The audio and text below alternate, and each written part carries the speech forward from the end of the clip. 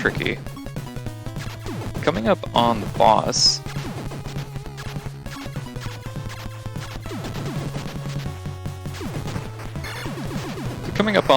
here, you only have to take out the top one, and it's one of the easier bosses for sure, I'd say. And everyone gets through without any incident.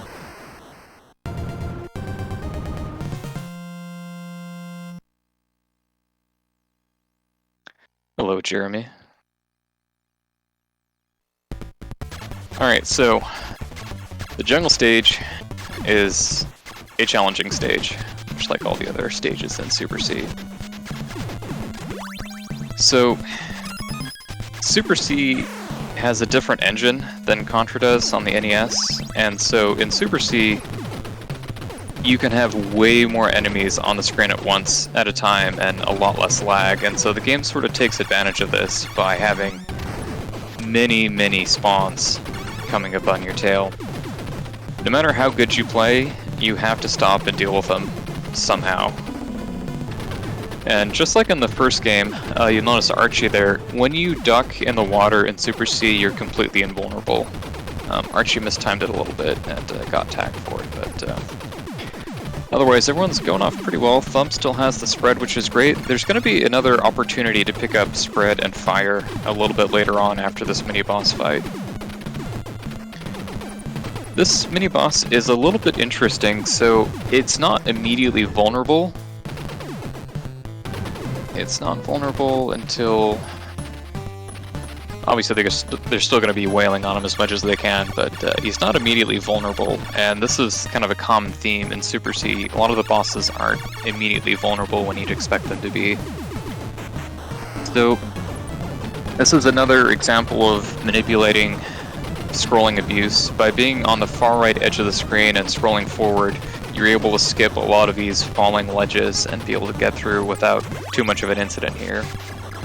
The boss, unlike the other bosses in Super C, is vulnerable actually pretty quickly. It's vulnerable before these rotating sections appear, and just a couple charge flame shots, and that takes him out real fast. And everyone gets through okay. So we're not too far apart here.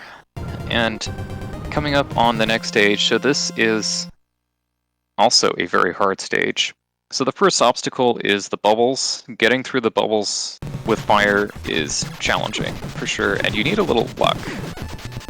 So the location that the bubbles come out from, they all come out from the center, but the direction they take after they spawn is random.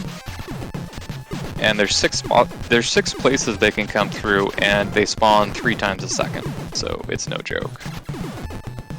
Coffee here loses fire, but he'll have an opportunity to get the spread, so he won't be set too far back. And looks like Thumb also lost it, but you'll be able to pick up spread, and spread is pretty much the gun that you want to be using for the rest of the game.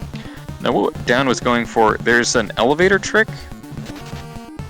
As you can see, this elevator scrolls at a very slow pace. Super C has some bugs with the way it handles certain cleanup logic, and if you destroy a turret on a specific frame, you can trigger a glitch where the elevator will scroll much faster than expected. It can only be done with fire, and it saves about 20 seconds. So, pretty nice. This next elevator section is an opportunity to get the spread. Unlike in Contra, the R upgrade to shoot faster with the spread is not as critical as it is in the other stages, so you'll be able to get through just fine. And everyone is pretty close here, so we're looking pretty good.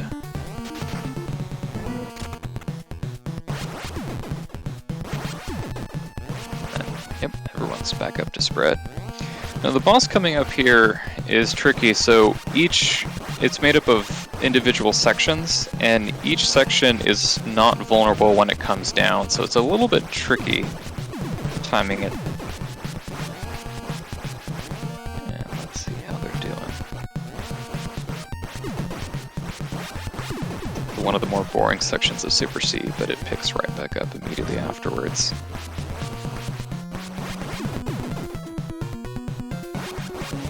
the boss is only vulnerable when all of the sections are destroyed, and when each one comes down, like I said, it's invulnerable, and so you have to kind of balance destroying each one with not dying to it, and it's a little tricky for sure.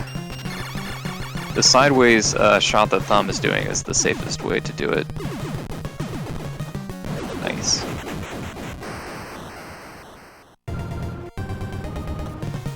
Alright, and we're pretty close here. So coming up is the climb. The climb is very interesting. There's lots of things shooting at you, it's hard to see, and it's easy to die. And coming up here, one of the really tricky parts of the stage, in addition to dealing with all of the bullets, is the boulders. The boulders have extremely large hitboxes. Yeah, Thumb Brother's picking a little weight. This is going to be your last chance to get a spread until the second half of the next stage. You absolutely do not mess around with those boulders. The hitbox is actually larger than the sprite. Alright, looks like everyone is through okay. The second half of the stage isn't too bad. As long as you've got spread, you can just run forward and shoot down, you'll pretty much be fine. The boss here is actually probably the easiest of all of the Super C bosses. He's a total pushover. He's not immediately vulnerable, but as long as you've got even pea shooter, you can just stand up and from a specific spot you can take him down, so not too much trouble here. The next part of the next stage, though, is big trouble. So as you're crossing, this is another top view stage, as you're crossing through here, what's going to happen is that these mounts are going to spawn, and they can spawn right on top of you, and you hope and pray that they don't. But if they do, you want to mash spreads so fast that you can kill them before they spawn. Now the next thing, looks like Archie's through. The next tricky thing is the section where aliens are going to spawn from the left and the right. There is a specific rhythm that you want to be at. If you mess with the rhythm, everything just falls apart. Looks like everyone made it past the mouse okay. Yep. As long as you maintain that rhythm, everything is fine, but if you break it, everything does fall apart. The boss here is a lot easier. It's another one of the easier bosses in the game, so this was borrowed from the arcade version, and it's much tougher in that version. By standing on a specific spot right there, you can just wail on the boss and it dies pretty quickly.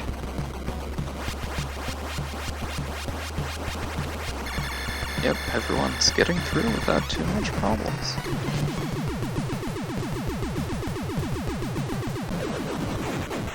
This next stage is brutal. This is a total mash fest. Whereas in the speedrun of Contra, there's a sort of rhythm to the mashing. In Super C, you just go ham on this particular stage. So Archie takes an unfortunate death, but he'll have another opportunity to get the spread gun. So these purple pillars, we'll call them, they have a ton of health, and the way that there's a little randomness to how each of the shots come out, and it's really tough to deal with, and you've got random spawns behind you. And then after that, you go through the slime section, we call it slime, where you just have to mash as fast as you possibly can to get through, and it's a complete mash fest.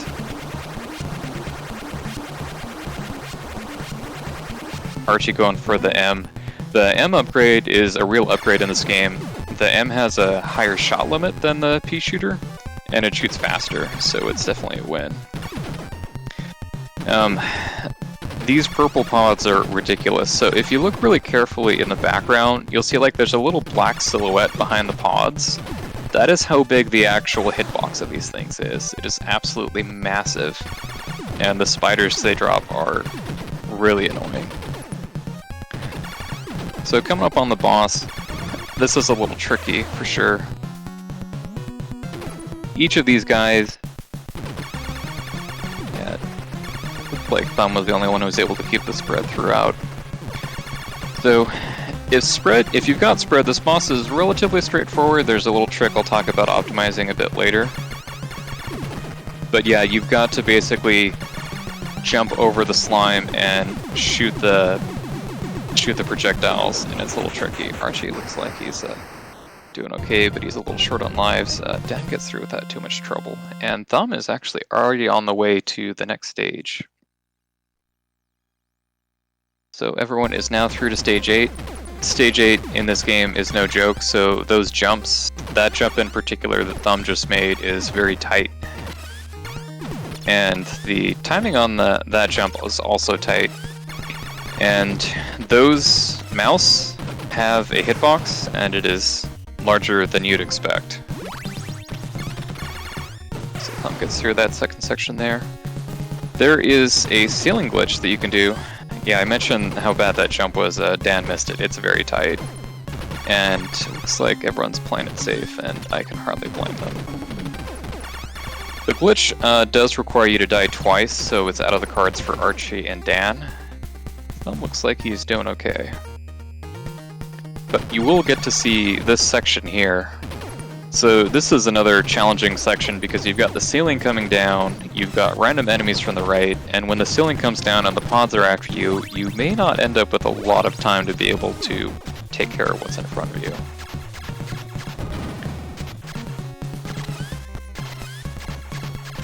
Archie and Dan have the flame shot, and if you aim downward, it disperses, so it can hit enemies on all sides of you. Thumb didn't have that luxury, but it looks like he's still getting it through okay. And then the last boss of Super C, kind of like the last boss of Contra, is a little anticlimactic. If you stand in a specific spot, he basically can't hit you as long as you're shooting fast enough, so... Let's see what we got here.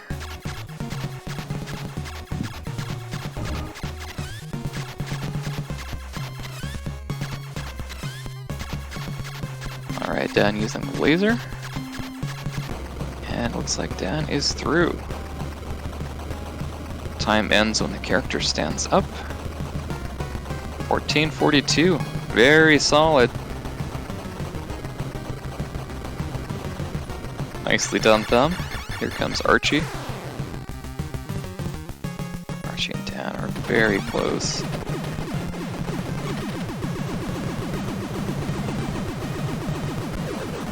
Alright, Archie with the 15:03. And Dan with the 15:09. Awesome job, and kudos to Archie and Dan. As you've kind of seen, when you lose your weapons in this game, the pea shooter is really tricky to deal with, so Archie and Dan both got into sticky situations, and they pulled it out, and they got the 1 credit clear, so that's really awesome. Great job to everybody.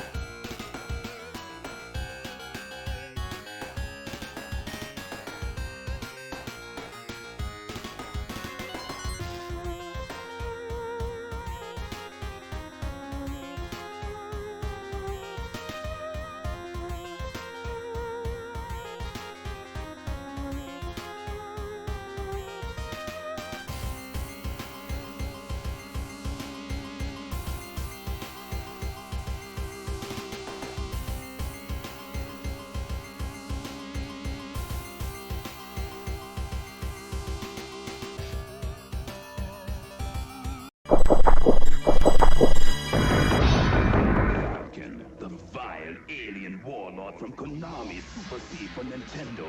He never made it past my intergalactic goon squad and diabolic arsenal of destruction. This one never had a chance against my vicious genetic space freaks. And they were no match for my invincible 8th level invasion. See how far you can get in Super C. You never know where you might end up.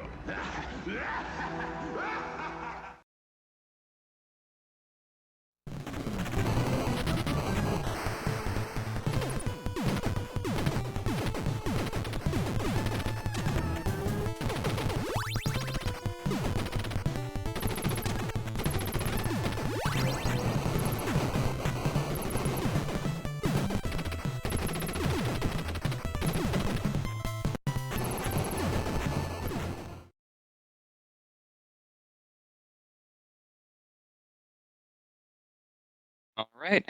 Thank you all so much for staying tuned with us. We are ready for another race with, I guess we'll call them our varsity runners. These are people who have had a lot of experience with Super C, and they know how hard it can be, and believe me, it's really tough. Our first group picked up the game recently. They did an amazing job, and we'll see if this group try to go for some of the tougher, more challenging tricks. And let's see what they can pull off. I think we're about ready for the countdown.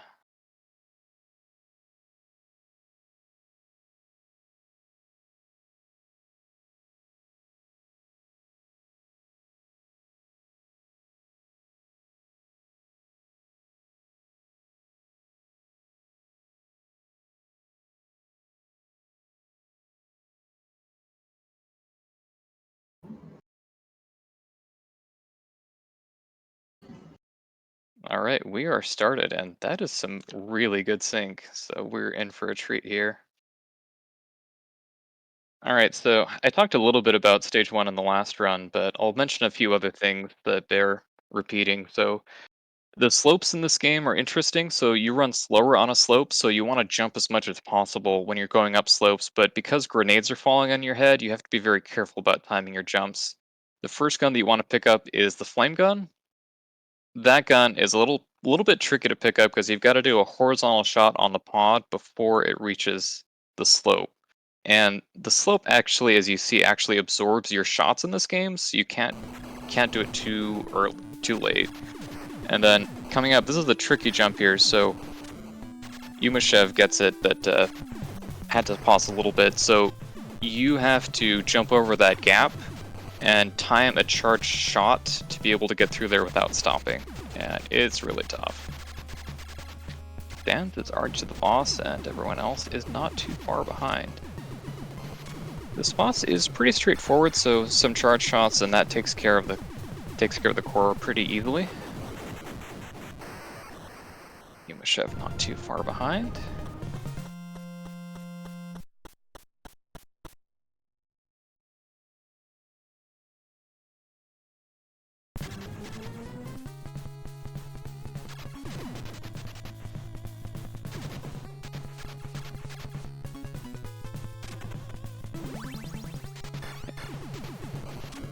Alright, and so on to stage 2. So this is another stage where having good weapons helps a lot and makes things a lot easier. So it looks like Yumashev and Stans are trying to stick with the flame gun. This does make stage 2 a bit harder. You have to be a little bit more precise with your shots, and it gets a little tricky with the dodges. This particular turret can be a lot of trouble, so you'll see Yumashev takes it out with a flame, and then that item clear is so good because if any of these enemies shoot a bullet straight to the center, it's curtains. It's pretty rough. It's like typical Fantasy X had a reset, but she'll be back in stage 2 in no time. And there we go.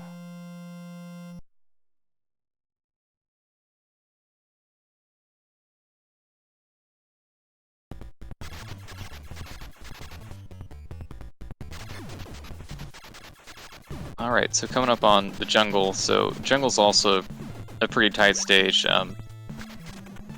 What's interesting about jungle, as you see, is those ground turrets, the front part of the turret doesn't have a hitbox, so you can just jump on top of it even if you don't kill it, so that's pretty handy.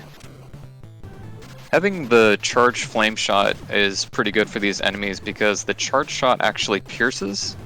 So if you've got a huge wave of enemies behind you, you can shoot one charge shot back and it'll take out the whole group. Alright, Stans and Yumashev are through. We call this part here the conga line because you get so many enemies spawning behind you and it's pretty tough.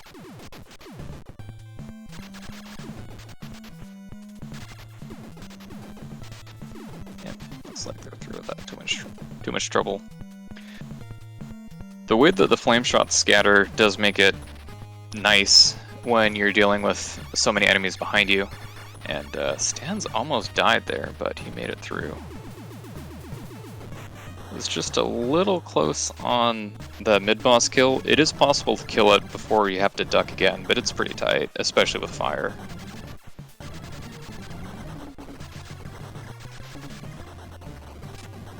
And yeah, by being on the right side of the screen, you can avoid having to deal with the crumbling ledges, and that saves you a lot of grief. This boss here is pretty straightforward with the charged flame shots, so just a couple of those, and that takes care of it.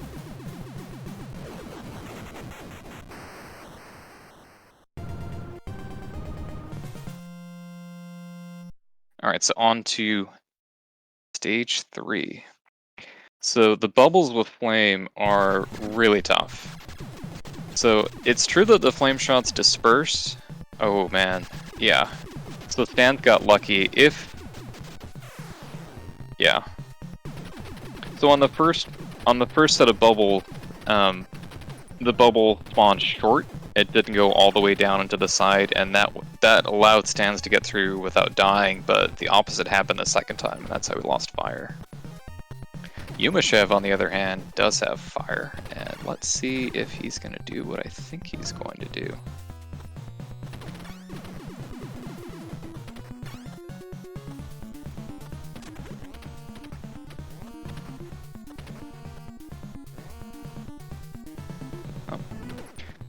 So there's an elevator glitch that you can do, and it involves destroying something on a specific frame.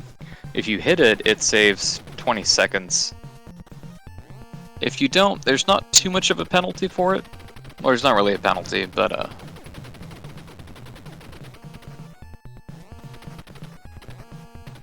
it kind of negates some of the benefit of toughing it out, doing stages 2 and 3 with a flame gun. Let's see if he can hit it this time. Nope. Right. It's a frame perfect trick. Alright, so while we're waiting for the long elevator section, let's see what typical Fantasy X is up to. She gets through the first section there, no problem.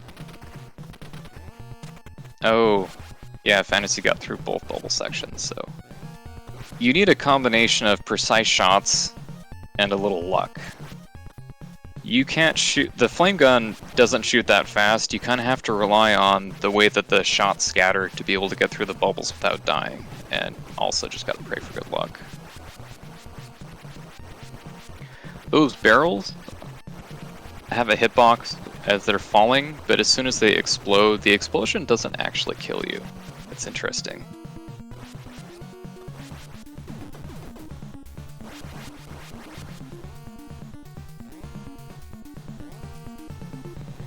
Alright, so coming up on the boss here.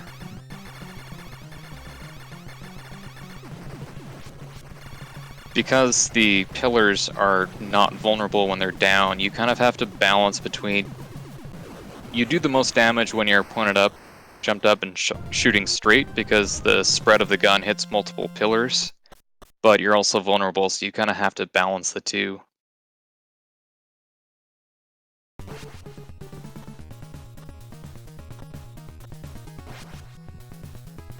Alright, so coming up on the climb here. So, as I mentioned last time, this climb is really tough. So yeah, Stan's got a rough spawn, and there's so many bullets, there's so many enemies, and you have to be a little precise. Luckily, he was able to pick up the spread, and oh, he almost missed that jump. He made it, though. Stans and Yumashev are pretty close. If you are moving in the same direction of the slope in Super C and you jump onto it, sometimes you can catch the slope a little bit sooner than you otherwise would be able to. It caught Yumashev by surprise there. And these two are very, very close, and typical fantasy on the boss. Now, in case you're wondering, why don't the players keep fire if fire is so great? And the reason, two reasons. One is it's harder, but the other reason is that when you get to, not this stage, in Area 7, there's a slime section. The flame shot only does 1 damage to each of the parts of the green slime that you have to go down through the tunnel through, and that's no good. So you need something like Spread or the machine gun to get through it real fast. And coming up here are the mouse, and this is a nerve-wracking part of the run because the mouse can basically spawn right on top of you. So Stance has another opportunity to pick up the spread. Let's see if he manages to. He does. That was a good pickup. It is pretty close here.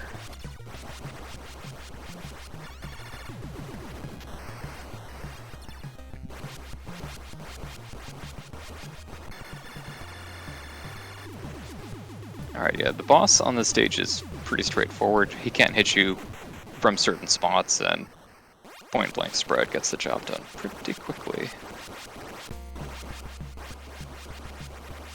Yeah, Stance and Yumashev are very tight.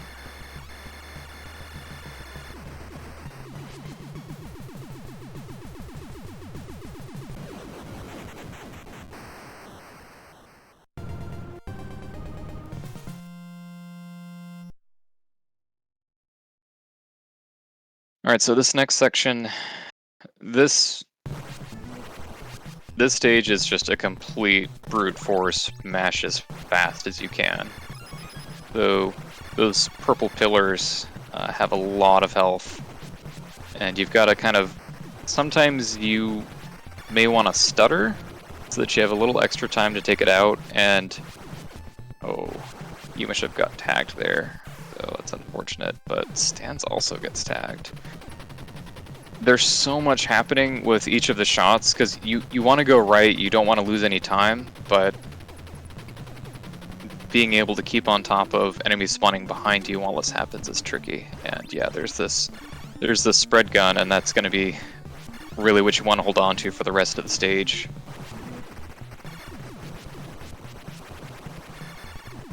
And Typical Fantasy X is through the next stage, and she's still got spread, so if she can hold on to it, she has a chance to make up a lot of ground here. Oh, Yumashev lost spread just before the boss, so that's going to be challenging for sure.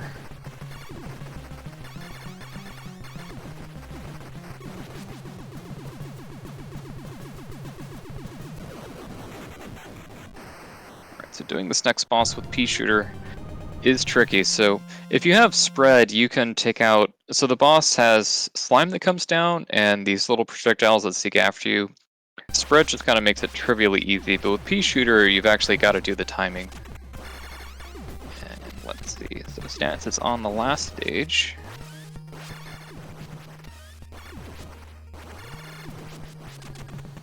The jumps in this stage are unbelievably tight.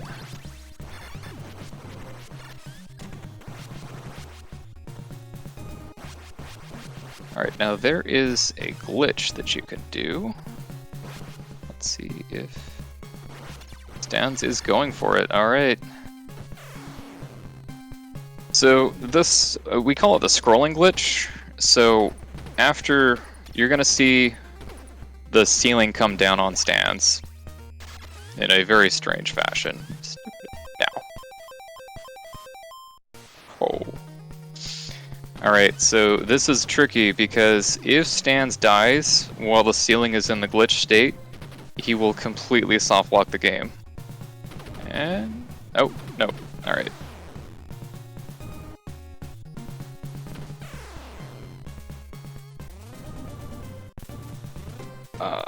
Yeah, that's rough. It is brutal. So unlike so many of the other stages, when you go through that ceiling glitch, you've only got pea shooter. So the reason why you might have noticed that Stans was trying to pause the game, the way that Super C does collision is a little bit interesting. So if you are stuck in a solid object, the way that Super C deals with this scenario, unlike say Mega Man, like Mega Man games where like it pushes you out, in Super C, if you are stuck in a solid object, the game responds to that by just killing you. And it kills you, and then you just respawn in an area that's in bounds.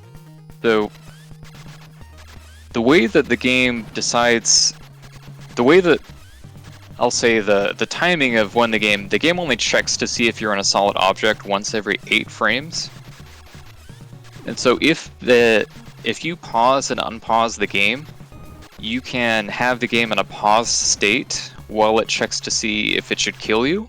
And if you time it properly, you'll be able to keep your weapon even though the ceiling would have otherwise crushed and killed you. It's pretty awesome. But the downside is if you mess up, then you've paused the game and you've lost a little time.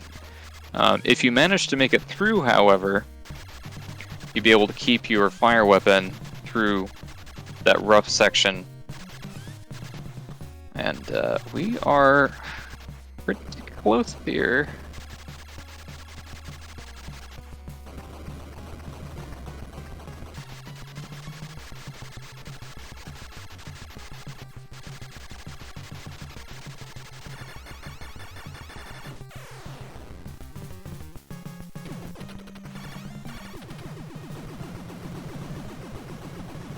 Oh my goodness.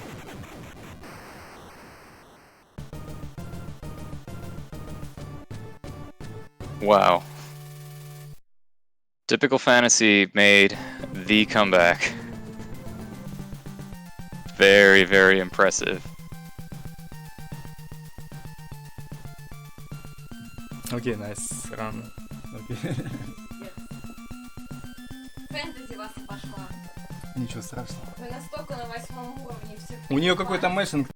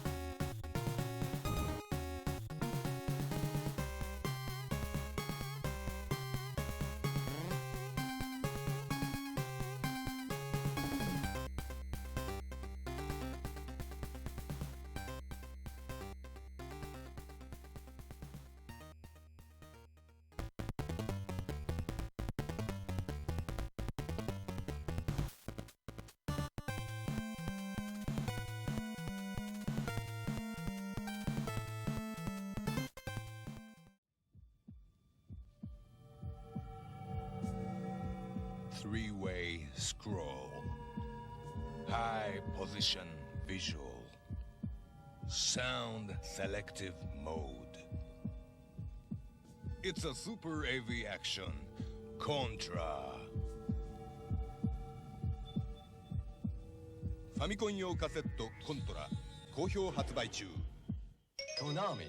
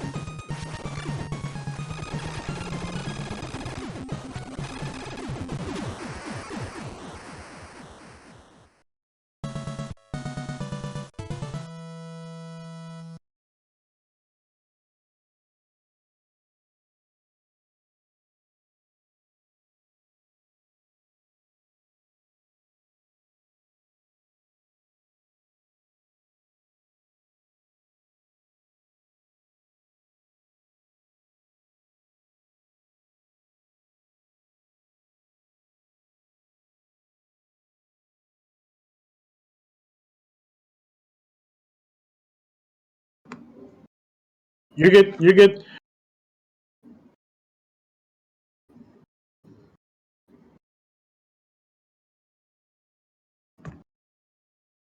All right, thank you all so much for joining us. We are down to the deciding race for Super C.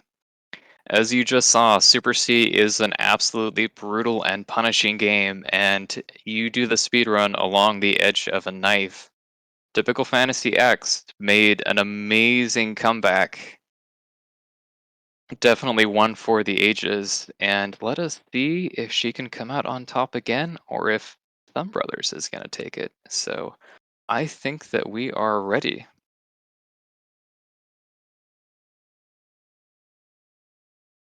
We'll be starting the race shortly.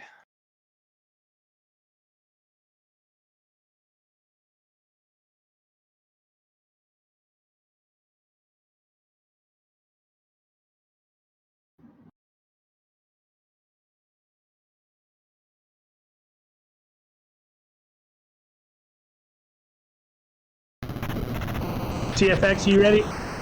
Yeah, my tournament's on this time. I raced last week and my internet cut out in the middle of the race, so every disaster can happen. But good luck. Are y'all ready? Thumb, you ready?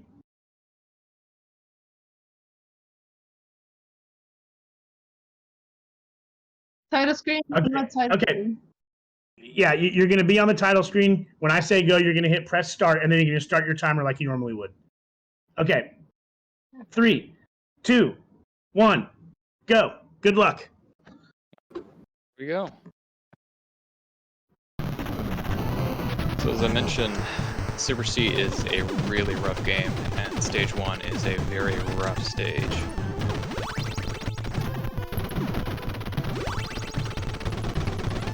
Being able to continue to move forward while enemies are spawning and running behind you, and when you don't have the spread gun, dealing with enemies behind you is quite challenging. You have to time your jumps very, very carefully. So, fantasy for the pickup there. You have to be careful because the item clear causes the bombs to explode, and that can actually kill you. So it's a little tricky. Fantasy wanted to avoid the machine gun pickup. While it's not terrible, it's not ideal. And Fantasy just barely able to squeeze under those grenades, giving her a slight edge here. And coming up on the boss. And yeah, there's an interesting mechanic in Super C. While enemies spawn randomly, if you are on the left edge of the screen, enemies do not spawn. It's kind of a way of, I guess, keeping things fair. Programmers maybe decided that having enemies spawning to the left while you were standing there was too much. So there's that. So that's why that trick works on the helicopter. So coming up on stage 2. So this is the fork in the road. You kind of have to decide if you're going to do fire or spread. So you have an opportunity to pick both here. And it looks like Fantasy is going fire. Thumb is going spread. Spread definitely makes this stage quite a bit easier. These enemies are a lot trickier to deal with when you've got fire since you don't have the same coverage. So what Fantasy wants to do is take out those turrets, because if they shoot down and left at the wrong angle, it's curtains for you. That makes the boss a lot harder. Dying in this stage is really unfortunate because it's going to be a long time before you can get a good power-up. And Fantasy is to the wall. Thumb is not very far behind.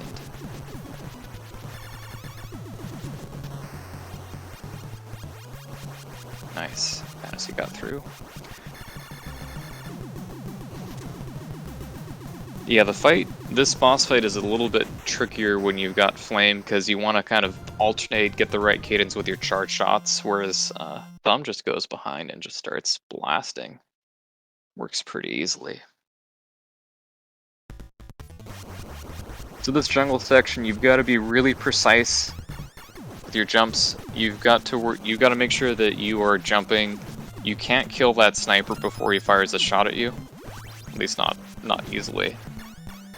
So you've got to kind of alternate the rhythm to be able to survive, and it's tricky with all the guys running behind you.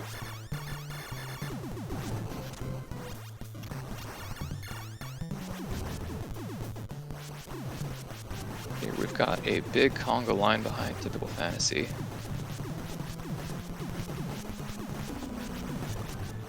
Both going through without too much of a hitch here. I mentioned this last time, but the flame gun pierces, so you can actually turn around, shoot left, and it'll go through all of the enemies. It's really handy. Thumb is not too far behind with spread.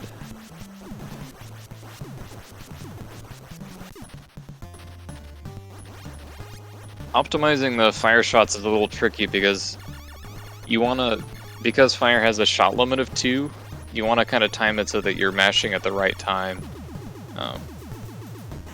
It isn't just a wail as fast as you can, like you would get with spread.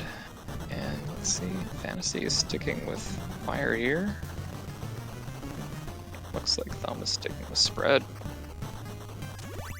Fire is definitely easier for this boss and a little faster. You'll see those charge shots just do so much damage. Because of the way that the spread shots spread out, it's hard to really get enough damage in. So you'll see... Oh, Thumb. I didn't notice Thumb picked up fire there, but good on him. So that's really nice. That unfortunately though means that the bubbles are going to be a little tricky. Oh, Fantasy makes it through her first set. And the second set, very nice.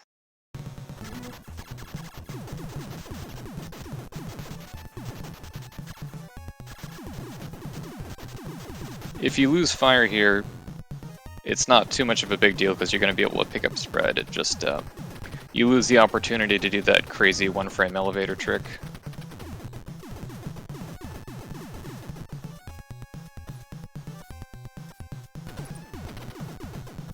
Alright. So on to the climb section. So those barrels are a little interesting. It's slightly faster if you trigger the middle barrel. If you do that, then both the barrels start falling in two different directions and it finishes a little bit sooner. But it's also a lot more dangerous, and as we've seen, there's a lot of danger in this particular speedrun. A little bit too much, if you ask me. Fantasy did not pull off the elevator glitch, but that's okay.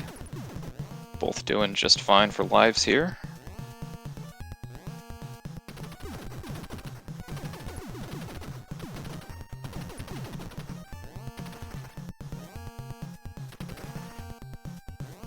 Coming up is the switch. And ideally, you'll want to have spread gun for the rest of the game at this point.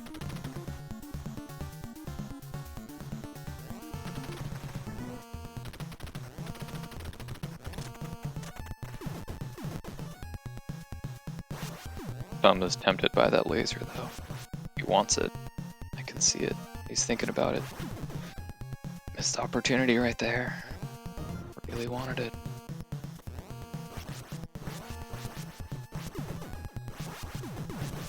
The spread gun makes this elevator section with all of the bubbles in different directions just so much easier. It's way harder to do this with pea shooter. And Fantasy is on to the boss.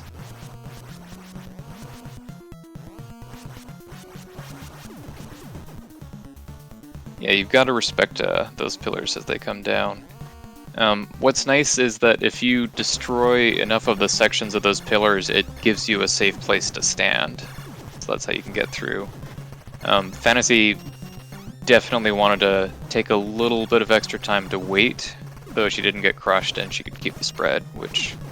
There's another spread pickup in this stage, but it's tricky, for sure, and... Yeah, you gotta worry about the spawns there, and the bullets, it can get easy to miss the bullets with all of the other things that are happening in the stage. So there's an item clear, which is awesome, and then these jetpack guys can also spell a lot of trouble if you don't take them out. So I think I mentioned this earlier, but the boulders have a gigantic hitbox. It's bigger than the sprite, so you want to make sure that you take them out. The R upgrade for spread is nice. It's not mission critical, but definitely helps.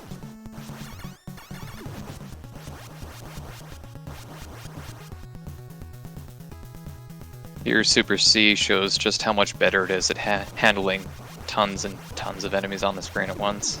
This for Contra would be slowing down to a crawl. Alright, and Fantasy is through the boss. So, this boss is pretty easy, just standing in that spot right there, and then it's not actually vulnerable until I believe the third skeleton drops, but it's really a pushover. Unlike this stage, so ideally you don't want any of the mouths to spawn on top of you, and if they do, you've got to mash them out before, which Fantasy did, which is very nice. But I mentioned earlier, enemies have more health if you're holding spread, so that also applies to these mouths, though killing them when they spawn on top of you before the hitbox comes out is really tricky. You've got a very small window to do it. And Thumb pulled it out, so that's really awesome. Yeah, that hesitation, that was really good hesitation for Thumb. And not too much to say about the boss, so yeah, this section here. So if you go completely straight and you destroy those enemies on a rhythm, it's fine. You can go a little bit to the right so that you don't have to shoot, and that's also fine. If you destroy any of the enemies a little bit early, which is kind of easy to do if you've got spread, it messes up the rhythm and it's complete chaos.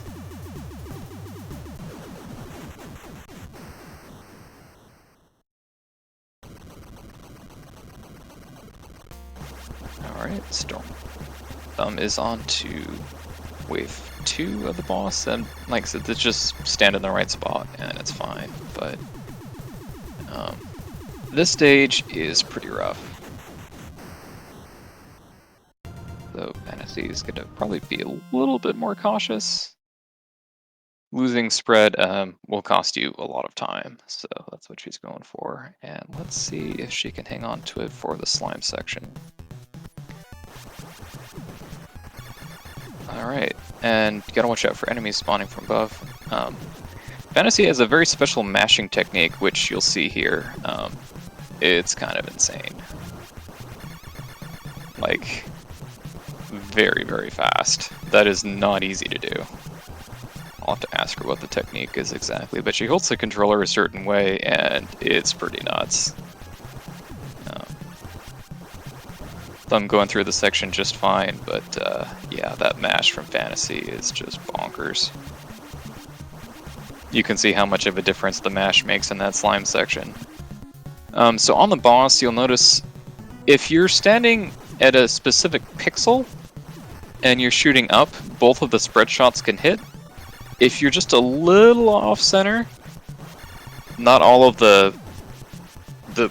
yeah, so if you're standing in the right spot, two of the shots from spread will hit the boss when you're standing. If you're a little bit off, some of the shots won't hit, so you'll need to jump to make up for it. Fantasy kept the spread through that section there, so that's awesome. Thumb's got to contend with the boss with Pea Shooter, which is, like I say, not trivial to do. So things are going pretty good for Fantasy. She's still got the spread. Thumb is struggling a little bit with the boss, and yeah, the timing is definitely tough for this guy. There you go. The timing for jumping over that particular bullet from that spawn and landing on the slope is also rough, and typical Fantasy is playing it safe and not going for the scroll wrapping glitch. As we saw in the last run, that particular glitch takes 2 lives to set up, at least. Well, technically 1 at least, but typically 2 lives, and that is actually what messing up that glitch turned the tide and gave Fantasy the chance to come back and take it. Yeah, Stage 8 is no joke.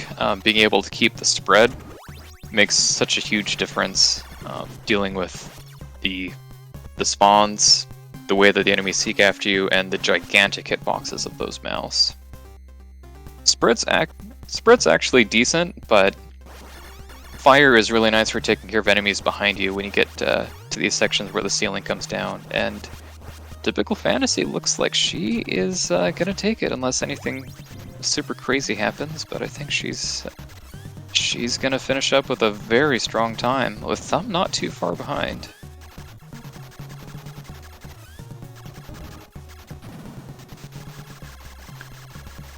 And that will do it. So Fantasy with an amazing time, and Thumb also doing really nicely. And there you can see the flame shots are doing a good job of defending. It's really tough when the ceiling comes down in Super C because, yeah, you've got to time your jump in a way that is extremely precise. And I don't know how many frames it is when the ceiling comes down, but to do it without stopping is maybe 1 or 2. I'll have to double check, but it's super narrow. But Thumb is still on a wonderful pace, and he's got plenty of lives for the boss.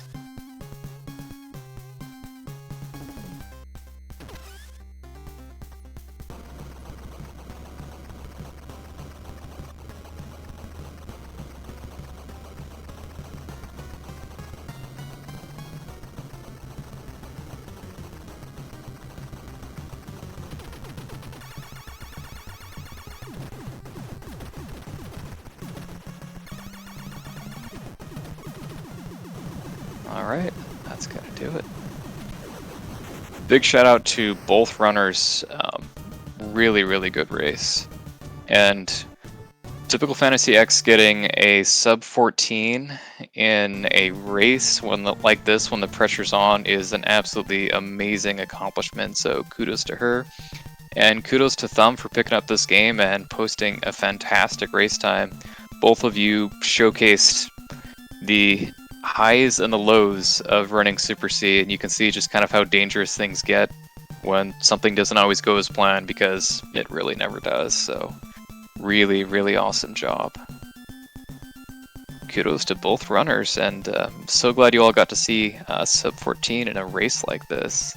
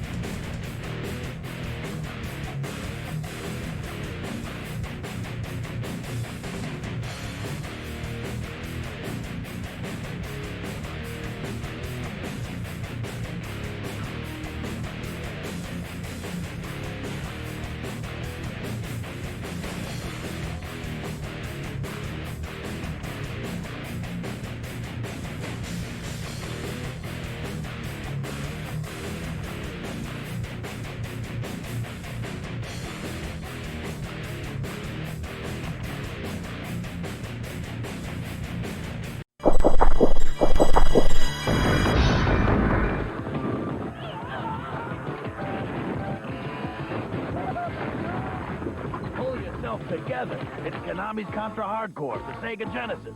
Cool.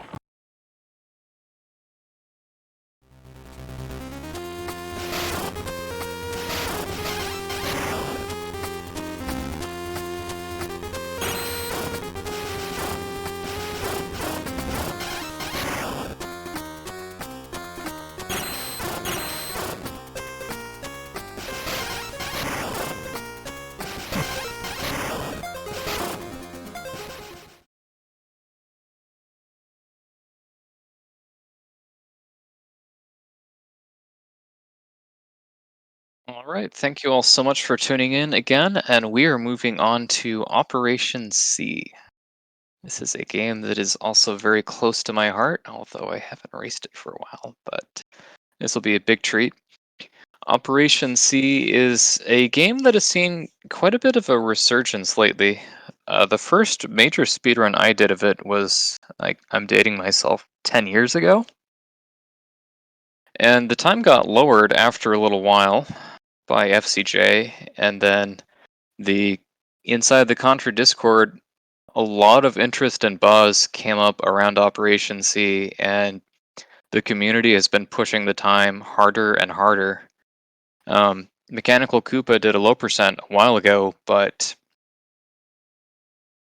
archycoffee ended up pushing that time lower, and Dan managed to get a strat in that I don't know if it was thought to be TAS only, but was only done in the TAS and brought it into the main run, and that was able to push the time even lower. So, and Sideswipe's also been picking up this game recently. It's pretty easy to pick up and learn. It's hard to master, of course, and yeah, it is going to be quite a treat. So I think that we are ready whenever the racers are.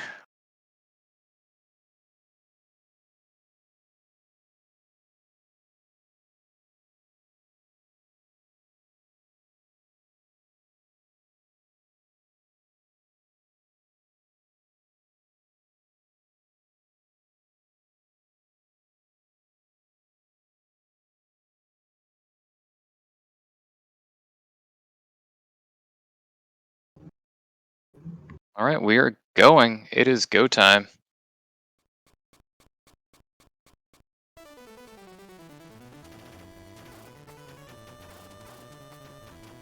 The way that timing works in most of the Contra games is it's from start of control of character. So that's why you'll see Archie didn't do the transition. You have to remember to do transitions in Operation C. You can't afford to be asleep at the wheel, unlike the other Contra games. So Operation C is interesting. So for the Game Boy version of Contra, Konami chose to do something a little bit different.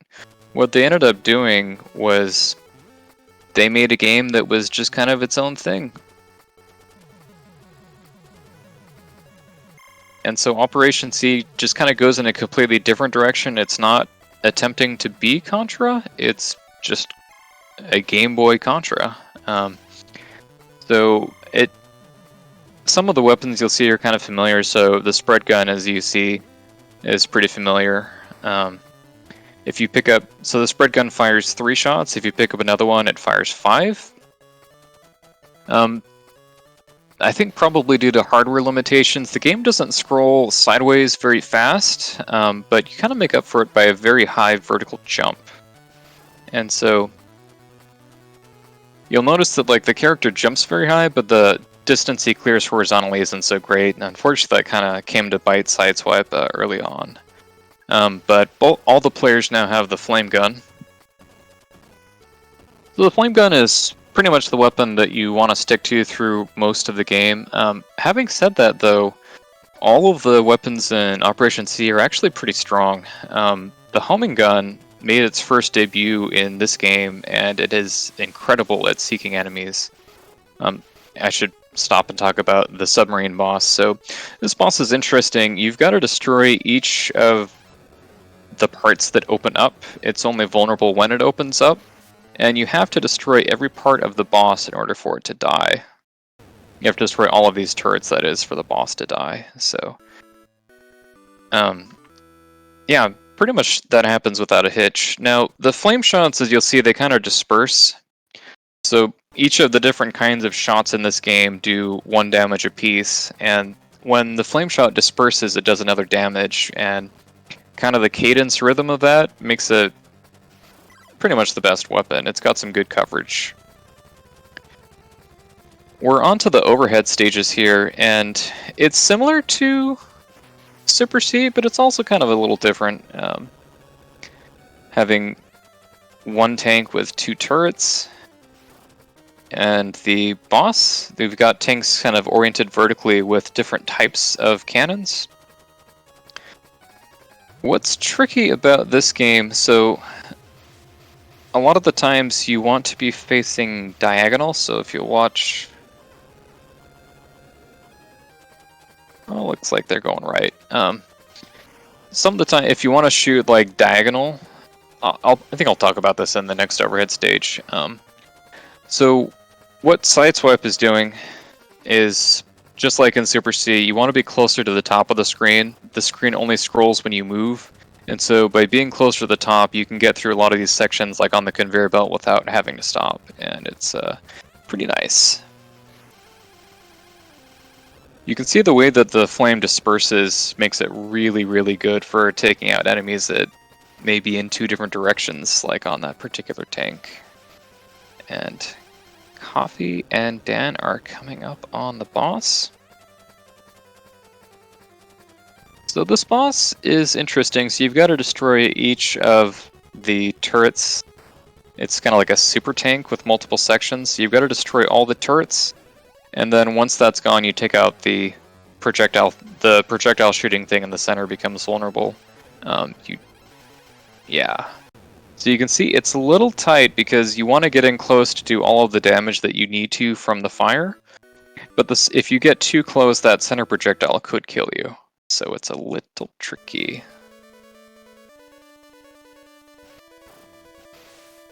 Alright.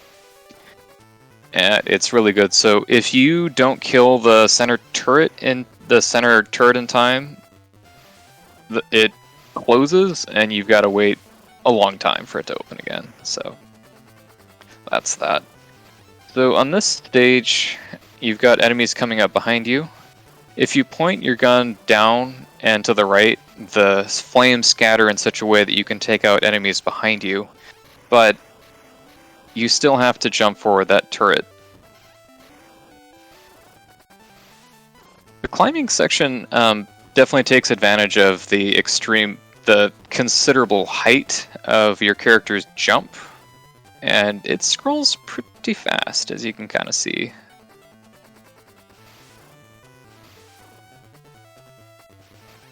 This particular turret here does have a hitbox, unlike Super C, so you have to destroy that turret before you're able to safely jump in the area.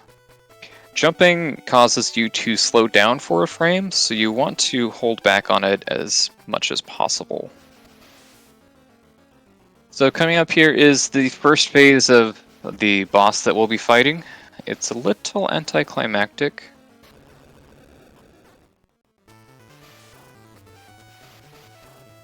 Looks like Dan's up with the pea shooter now.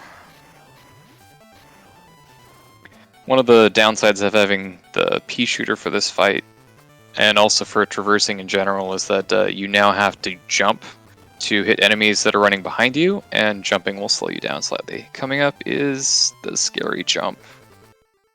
That waterfall jump is tight.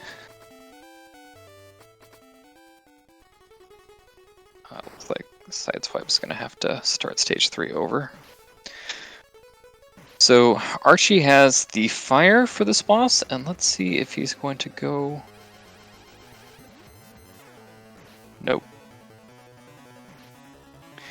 So this is the new strat, and it's in the TAS, is you can kill the boss before that core closes, and if you do, you basically save a cycle. And so Archie went for it and didn't get it. Looks like Dan and Archie are now neck and neck. So we are on to the next overhead stage, And this one's kind of interesting. So you've got these pods exploding, spiders chasing you from behind. And you'll see these claws are going to reach out, and you have to watch out for them. The hitbox is deceptively large, so you've got to time it. And the game puts you into like right there, where you have a very small area to move through. Coming up is the boss, and the boss is pretty tricky. It's got a lot of health, and it moves around, so they want to take full advantage of the way that the fire disperses. They want to stand in such a way that the first shot of the flame hits, and then the disperse hits another time, and both of them did very good. The positioning of the spider, you want to be like as close as you can possibly be to the head of the spider without dying, because if you get too close, you are dead. And Sideswipe is got the spread, and he's making his way through stage 3. Spread isn't as strong for certain parts of the game, so it's a little rough.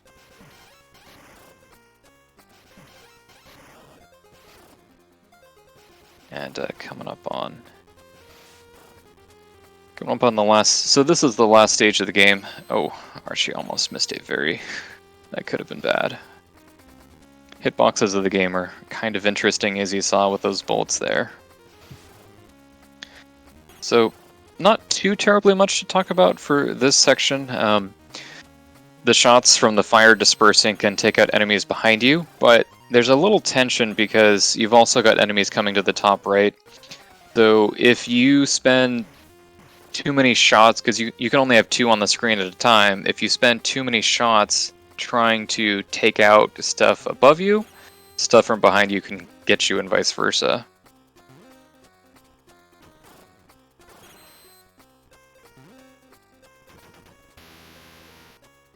And I believe that they are deliberately switching to pea shooter for the boss, if I'm not mistaken.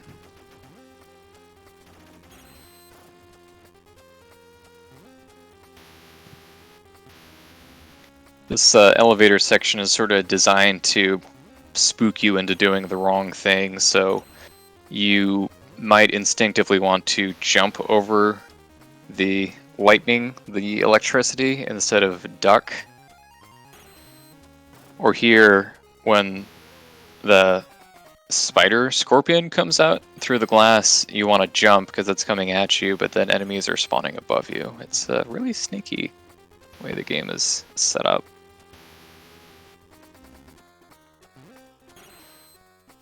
So for the next part, they want to be, again, further to the right side of the screen. So there's going to be a bunch of turrets they're going to shoot. After these turrets, there are going to be another bubbles. You saw how awful bubbles were in Super C. Well, they're back. By being further to the right, though, Archie's able to get past them with no issues. It looks like Dan was a little too far back and pays for it. And, yeah. There Archie is going through. That spot that he's in right there is extremely tight to be in. So it might look like he's got a big window, but the width is like a pixel. There's almost no room to work with. So you want to be close enough to the boss that the last missile he shoots will go over you. But if you're 1 pixel off, the boss, who has a huge hitbox, will kill you. So it looks like Archie is going to close out this win. And Sideswipe and Dan are still going at it.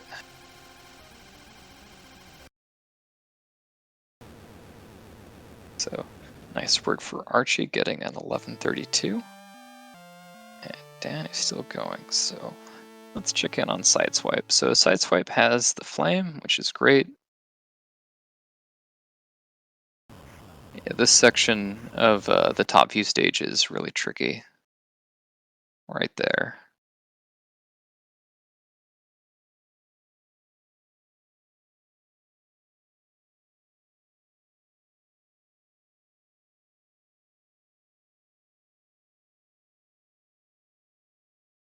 Being able to do that, walk through that section without stopping is nerve-wracking.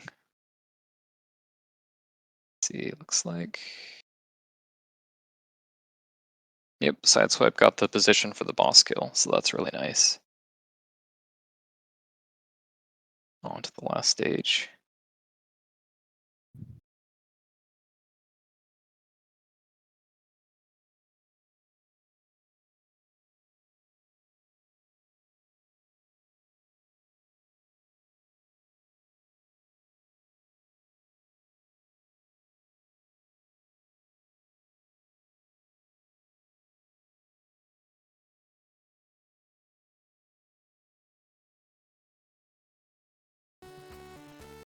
All right, so Dan is on the final elevator.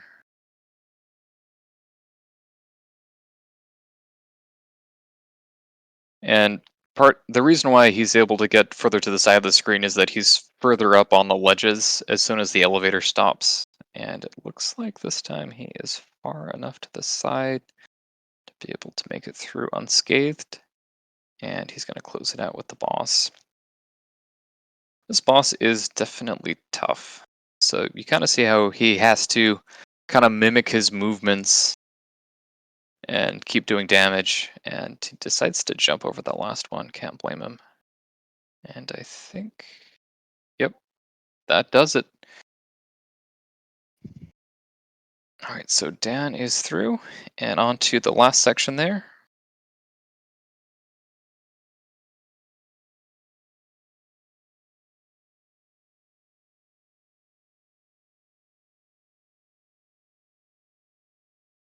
And Sideswipe is on the elevator. And Sideswipe may be choosing to keep the fire. I'll have to see. Well, it looks like he doesn't have too much of a choice. He's on his last life.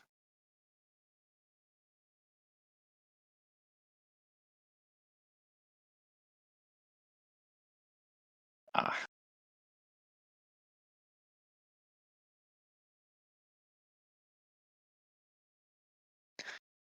Yeah, so it's really tricky there because as the lightning comes up, when the electricity comes out, you can't move. You're stuck where you are, and so the Scorpion came at an inopportune time for Sideswipe. It's a tricky game for sure, but yeah, good job to all the runners. Nicely done by Archie making it through. Dan came really close. Got taken up by the bubbles. Those are the worst. The format of this is we're going to do 2 races, and we'll take the best time from either race, so it is still anyone's game. And yeah, we'll be back in a bit.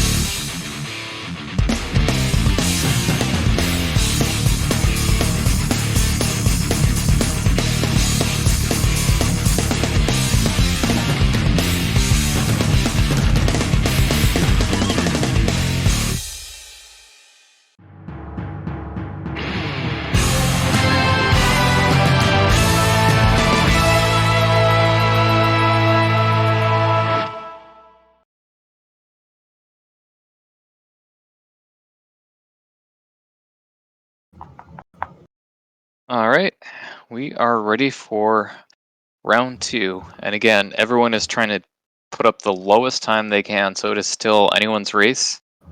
And we're going to be starting shortly.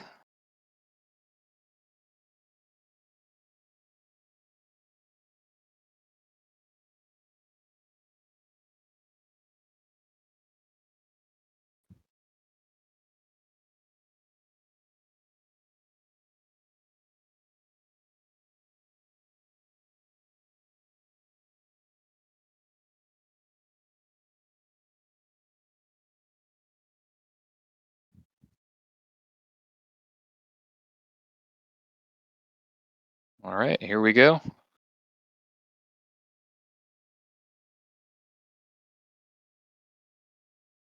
little bit of a delay from Sideswipe, but that's all right. So if you've been watching the previous races, you kind of know that there's a pattern. Generally, you want to be on the far right side of the screen. So starting out in stage 1, you are on the center. And so because of that, you have to pick up the spread to be able to deal with enemies to the side. And at this first turret that comes in, you're not able to destroy it before it fires its 2 shots. You have to make that tricky jump over the bullets.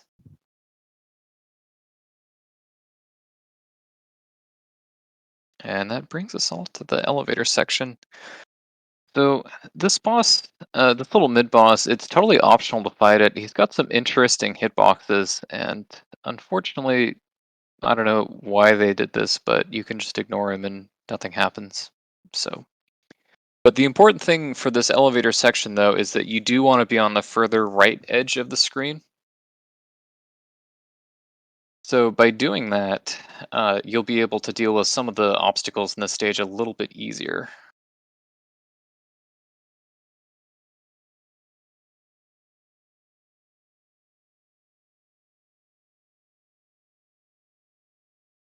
All right, so everyone has picked up the flame. Now, one gun they didn't pick up is actually the homing gun, and you might think that the homing gun is a bad gun if you've played Contra 3, but I can tell you it's no joke in this game. So yeah, because they were on the far right edge of the screen, they were able to jump over those bullets without stopping, which you otherwise wouldn't be able to. The homing gun in this game just goes directly to its target, and it hits hard and fast. It's not the strongest weapon in the game, but it is definitely a great weapon to get you through. And we are on to the boss.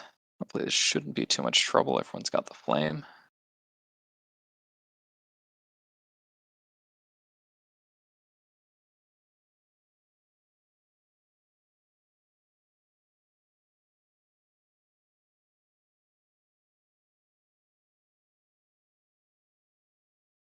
And yeah, we are pretty close here. So on to the overhead stages again. The key here is to just kind of use the way that the flame shot disperses to be able to hit multiple targets. And so that's what they're going to do for the tank here. The tank isn't vulnerable until it stops scrolling to the side. And if you go a little bit in advance, you may die for it, so it's a little bit tricky.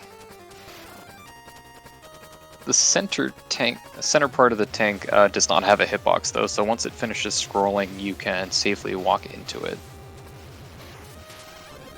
On this vertical tank here, you've got to take out both of the side turrets and the centerpiece. So by positioning yourself in the right spot, you can take out all 3 pretty easily.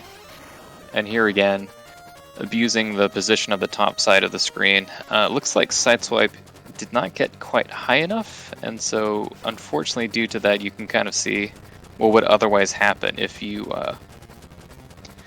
don't quite make it up there in time. So he's gonna have to see what he can make happen here. Meanwhile, Archie and Dan are still at it, pretty neck and neck.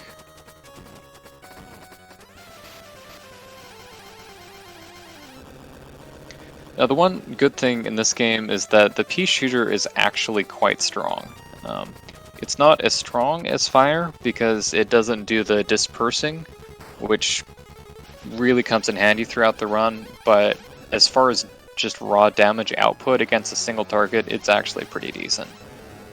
So even though Sideswipe is stuck with the pea shooter, he should be able to take out the boss in the requisite number of cycles without waiting. It's just going to be a little hard, though.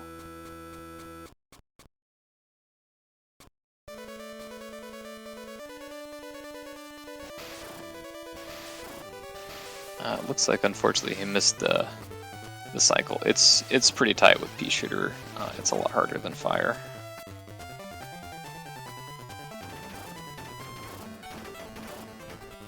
The one interesting thing about the overhead stages in this game is that it is possible to stop in a diagonal position. You have to let go of up and left or up and right, the two directions at the same time. And if you do that, you can stand and fire from a diagonal position, but it is very hard to do properly. And yeah, this fight is non-trivial to do, the Stage 2 boss fight with Pea Shooter, so that's unfortunate for Sideswipe. Meanwhile, Dan and Coffee are through the jungle. So let's see what they're up to. Dan still has the fire. Archie is flameless, so let's see what he can make happen here.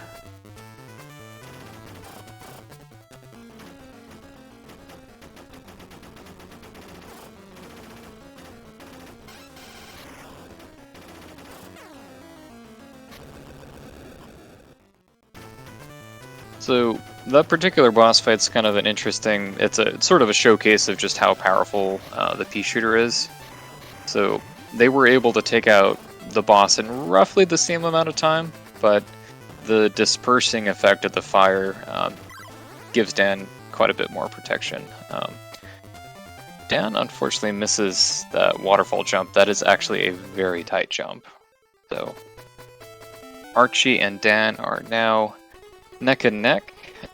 There's going to be another opportunity for Archie to pick up the flame, as well as Dan, but Archie is a little low on lives, so that's not a lot of room to work with.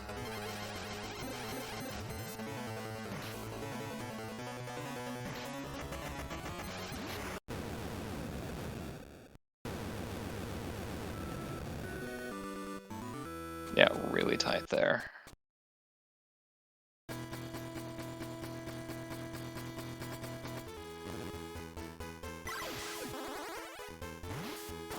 Right, so onto the overhead. This stage is really about positioning.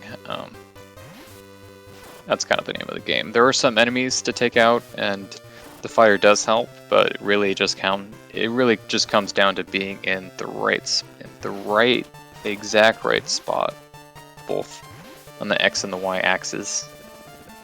And let's see if they can make it through. This spot right there is kind of one of the hard. This and then the section where the claws come out from both sides is the tricky part. Yeah. Alright, so they're both through. Now the next thing is the boss. Can they get close enough to the boss to do enough damage without taking a death in the process? And yeah, they both get through just fine. If you are a little too low, you won't be doing the full damage to the boss. It's really a hard kill to get right. So kudos to both of them for nailing that. So we're now on to the last stage. So Archie is doing good. He's still got his fire, but he doesn't have as many lives in reserve, so that's definitely going to be a little tricky.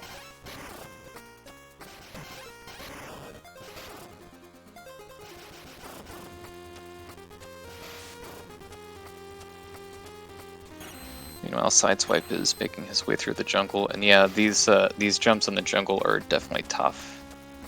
And the way that the character moves vertically takes getting used to. It's really different from a lot of other games.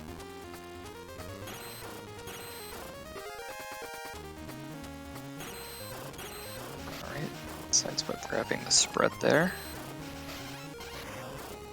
Give a little extra protection against the many ways that things come out.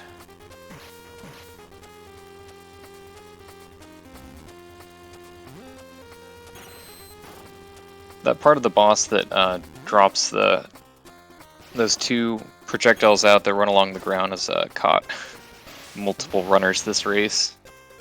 It's definitely tough to dodge because you want to do as much damage as you can, otherwise you'll be losing time. But it's also risky in the process because you might end up paying for it.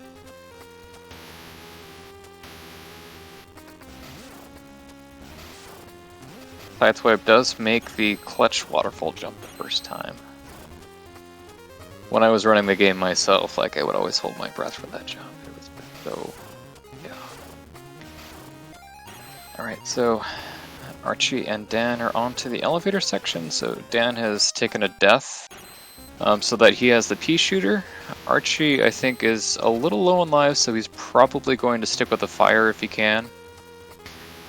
He might like pea shooter, but with only one other life left in reserve, it probably isn't the best strategy. And let's see how they are doing. Archie a little further to the left. Let's see if it's far enough to evade the bubbles.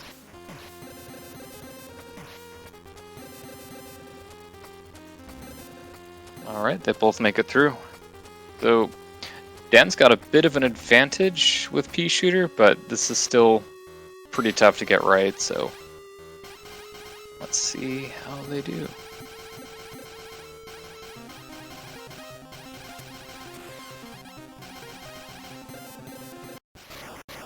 Alright. So, this is going to be tight, but I think as long as Dan doesn't do anything...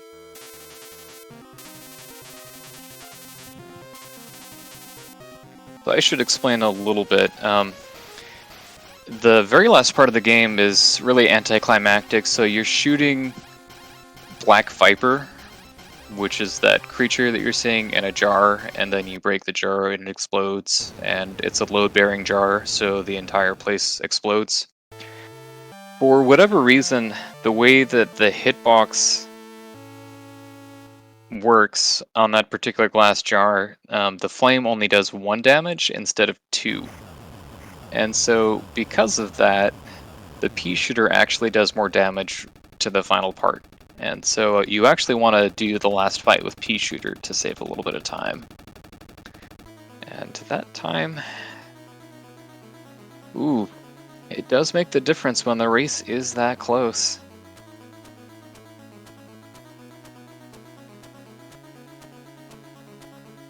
While we're waiting for the race to finish here, just a quick shout out to the ending music to Operation C. It is some of the best music the Game Boy has to offer, and I love it.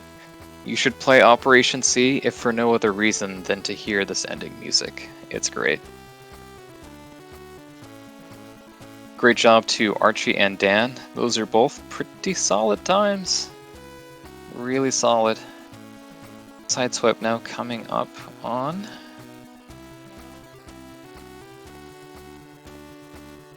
the elevator section.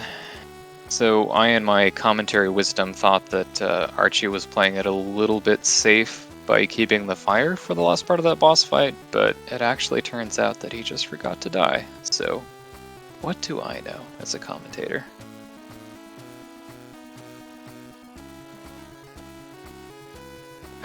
Yeah. Looks like Sideswipe's gonna go for it. He's gonna YOLO. So he's on his last life.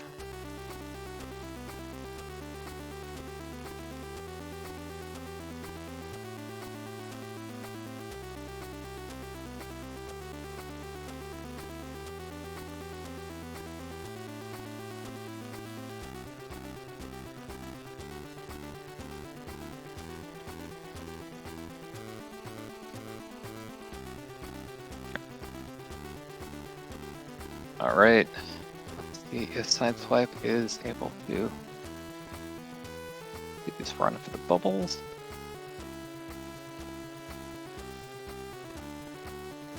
It is incredibly tight. Get past that. Alright, so the final hurdle for Sideswipe is this boss here. So like I said, you sort of mirror his movements. And then you have to be on either the right pixel or you have to jump at the right time. And looks like he did that.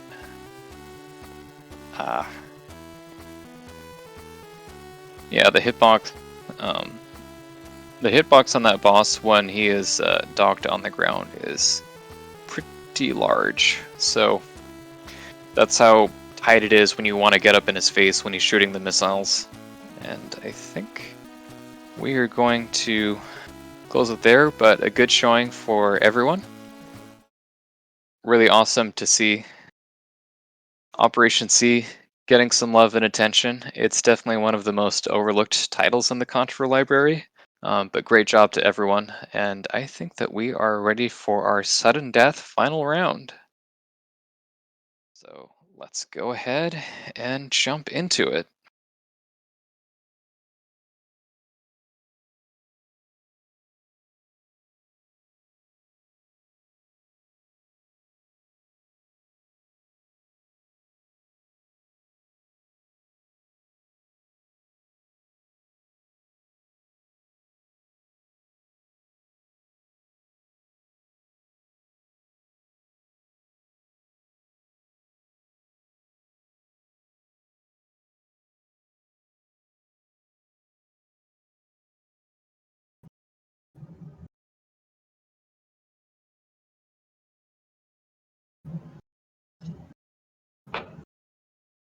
All right, we are underway. I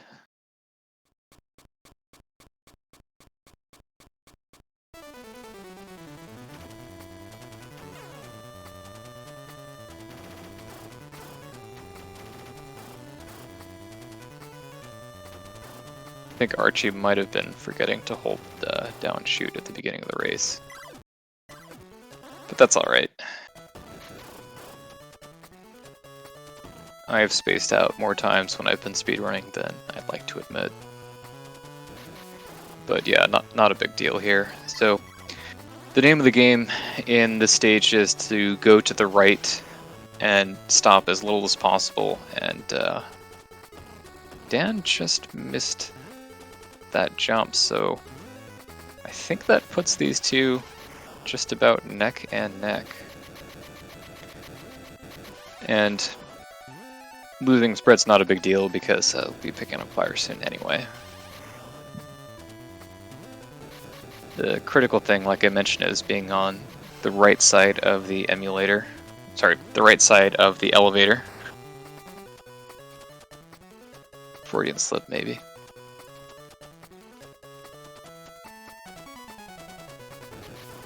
You can be really far to the right side of the screen, but for myself, and I think for these runners, if you're too far to the right, it's a little hard to react to the enemies that are coming and to time the jumps. So this is kind of the distance you want to be. And the important thing is to be far enough to the right so that you can jump over these turrets without having to jump a second time. If you're further to the back, it is possible to jump over the shots, but if you do that, jumping does slow your character down, and that does waste a little time.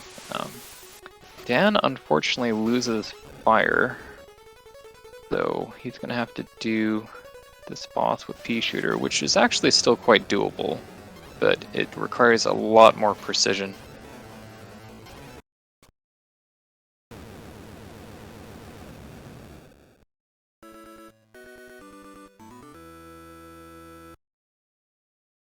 Yes, that's also a good point, Sideswipe.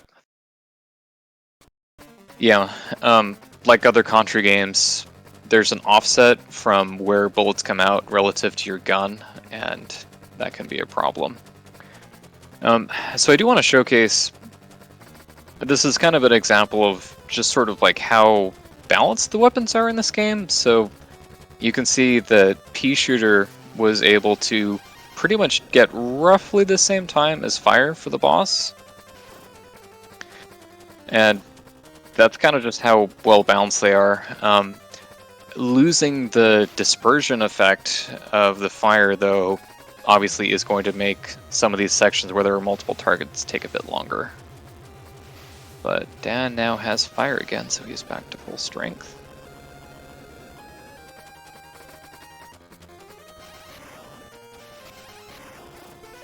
Alright, and the important thing here is to be far enough to the top to take out these enemies without stopping.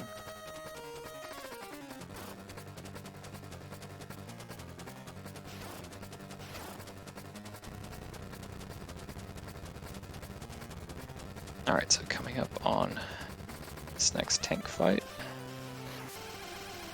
it scrolls slowly.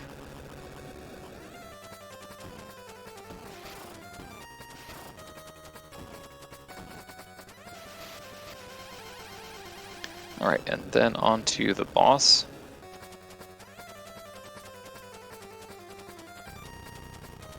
So the boss is relatively straightforward, but your character doesn't move extremely fast, and the hitboxes on several of these attacks are large, so it's not exactly free.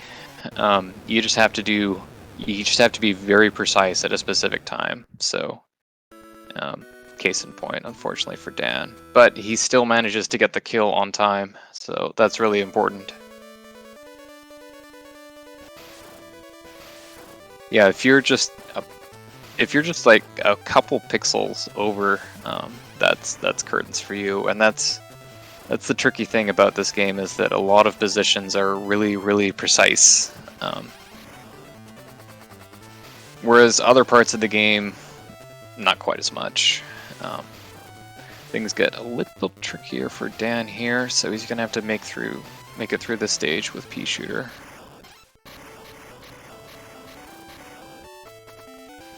Those boulders have a fair amount of health, and they are hard to take down.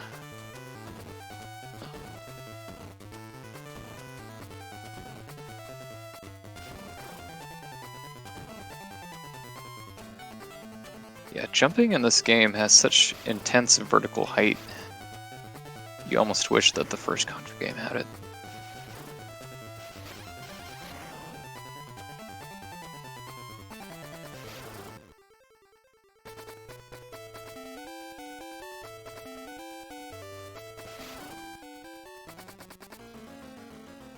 Alright, so on to the boss here.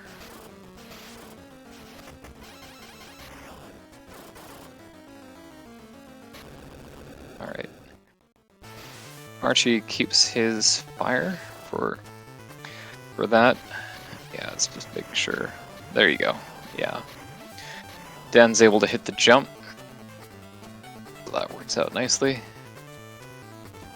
And, ooh, that was close. Speaking of hitting jumps, now comes hold your breath. Ooh, that waterfall jump. Alright, Dan gets fire back. Ooh, that jump is way tighter than it has to be. I believe it's 6 frames, the window, which having the game expect you to hit a 6-frame jump is just, Archie took a death there, but is able to clean it up.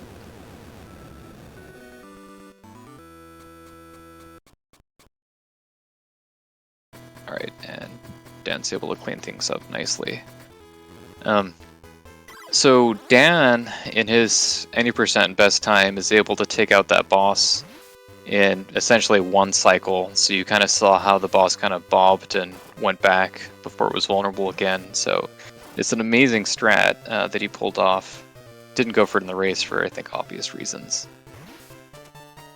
And we are now on to the stage, where positioning is kind of the name of the game. This part right here is tricky, and then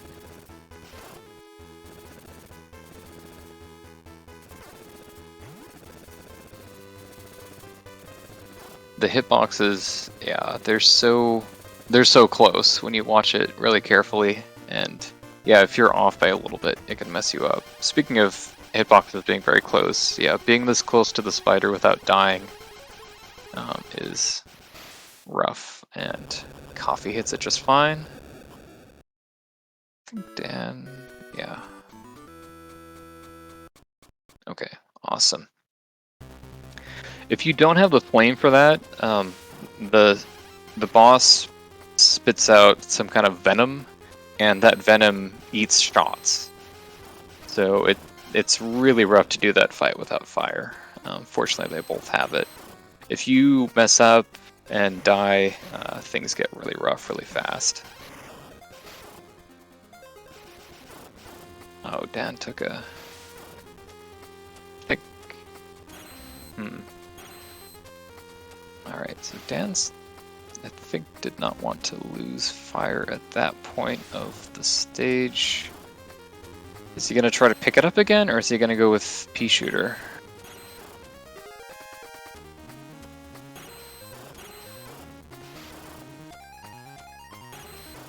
Yeah, as Sideswipe mentioned, both these runners are really well versed with low percents, with going through the game with pea shooters, so they've got backup plans to work with. Having said that, though, the stage is significantly easier with fire. This time, though, Archie takes the intentional death here, so that'll have pea shooter for the boss. And they're both at the elevator, with not many lives to spare.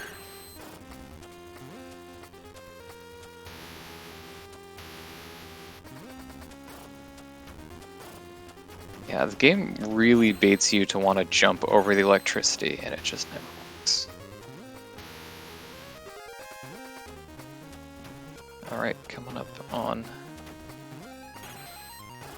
the final section here.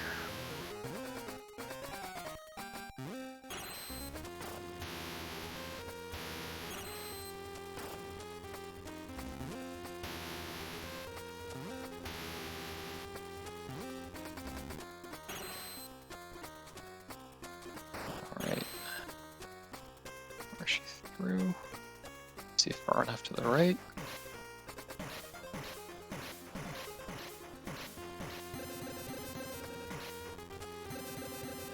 Like he is.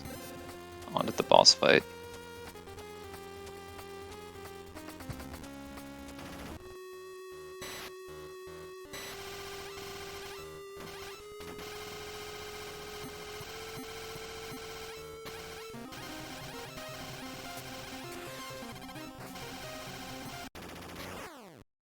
Alright. So Archie's ahead. For this last spot here, you can run through all of this electricity without stopping until the very last section, which is like on a proximity. So kind of a troll move the game does there. That's why Archie stops there, and it looks like Archie is going to take it, unless he falls in the pit by going forward. And that's time. A really great job from both players, and kind of getting to see some different facets of the game when you don't have quite the weapons you expect, but definitely a strong showing for both of them, and a great job.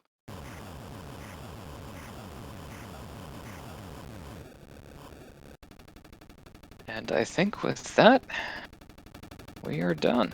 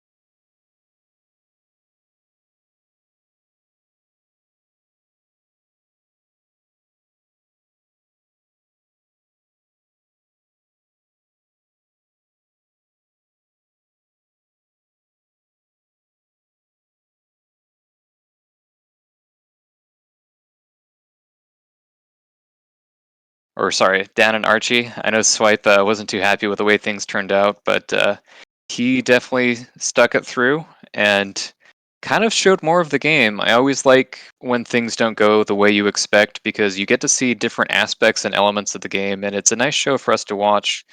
And really, everyone played close to the edge of a knife in Operation C.